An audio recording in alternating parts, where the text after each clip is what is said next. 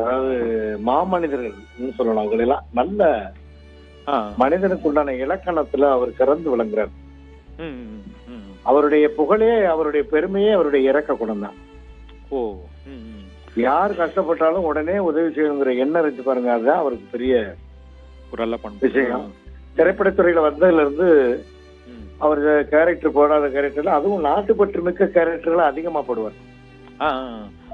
அந்த திரைப்படத்துறை சம்பந்தப்பட்ட கேரக்டர்களுக்கு இப்படித்தான் ஒரு இன்ஸ்பெக்டர் இருக்கணும், இப்படித்தான் ஒரு எஸ்பி இருக்கணும் அப்படின்னு உண்மையான எஸ்பிகளே பார்த்து அது மாதிரி தன்னை ஆல்டர் பண்ணிக்கிறதுக்கு உண்டான விஷயங்கள் எல்லாம் அவர் சொல்லியிருப்பார்.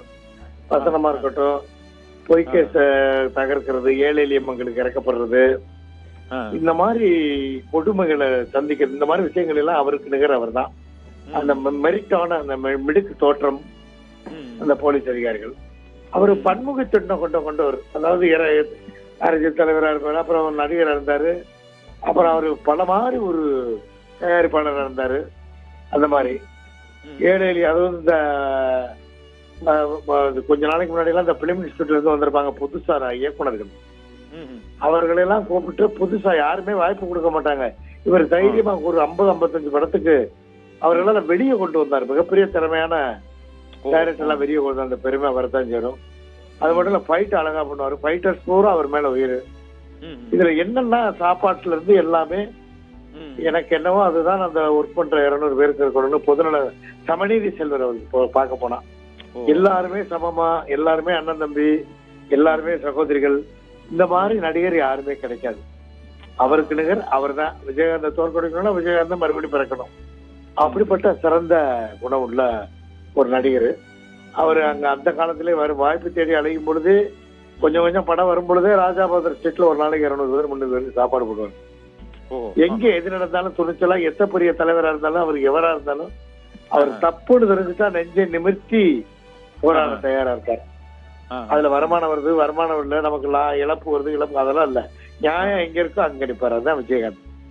விஜயகாந்த் போல ஒரு நல்ல தலைவர்களை அவர் இன்னும் கூட அவர் அரசியல்ல எதிர்கட்சி தலைவரா வந்து பிரமளித்தாரு. இன்னும் ஒருபடி மேலே உயர்ந்து தமிழ்நாட்டுடைய தலைமை பொறுப்பை ஏற்பார், நமக்கு ஒரு நல்ல தலைவர் கிடைத்து விட்டார், ஒரு புதுமையான ஆட்சியை கொடுப்பார், ஏழைகளின் வாழ்வு மலர்ந்து விடும் என்று ஏழைகள் எல்லாம் மகிழ்ச்சியோடு இந்த நேரத்தில் அவர் உடல்நலம் பாதிக்கப்பட்டு உடல் நலிவு பெற்று விட்டார். அதையும் கூட மரியாதைக்குரிய பிரேமலதா விஜயகாந்த் அரும்பாடுபட்டு அவர் அவர் மேல அளவு கடந்த அன்புக்குரியவர். அரும்பாடுபட்டு இவரை மக்கள் விரும்புகிறது போலவே கேப்டனாக மக்களிடத்தில் ஒப்படைக்க வேண்டும் என்று சில ஆண்டுகளாக போராடி பார்த்தார். அவரால முடியல. அது கடவுளுடைய விருப்பம் என்னவோ அப்படித்தான் நடந்து விட்டது. இருந்தாலும் கூட அவர் மறைந்து விட்டார். சொல்லனா துயரம் தமிழ்நாட்டு மக்கள் மல்ல, தமிழ் எங்கெங்க இருக்கிறானோ அவர் வருத்தப்பட்டு இருக்காங்க. இப்ப நான் சொல்றது என்னன்னா, இனி ஒன்னும் பண்ண முடியாது. அதனால பிரேமலதா விஜயகாந்த் அவர்களும் அவருடைய வீட்டுல உள்ளவர்களும் அவருடைய ஆசைகளை, கனவுகளை, இந்த தேமுதிகவை கொஞ்ச நாளைக்கு முன்னாடி பொதுச் செயலாளர் என்ன நினைச்சாரோ தெரியல, திடீர்னு நான் உங்களை பொதுச் செயலாளர் ஆக்கினார். மருத்துவர் அட்வைஸா என்னன்னு தெரியல.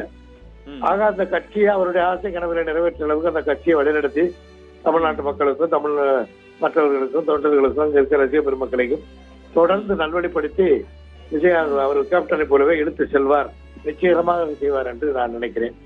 ஆகையினாலே அவருக்கு இந்த துயரமான நேரத்தில் நான் சொல்லிக் கொள்வதெல்லாம், அவரை பிரிந்து வாடுகின்ற அந்த குடும்பத்திற்கு அதை ஈடு செய்ய முடியாவிட்டாலும் இறைவனுடைய ஆசி பெற்று அவர்கள் மனம் தேறி மறுவாழ்வு பெற வேண்டும் என்று நான் வேண்டிக் கொள்கிறேன்.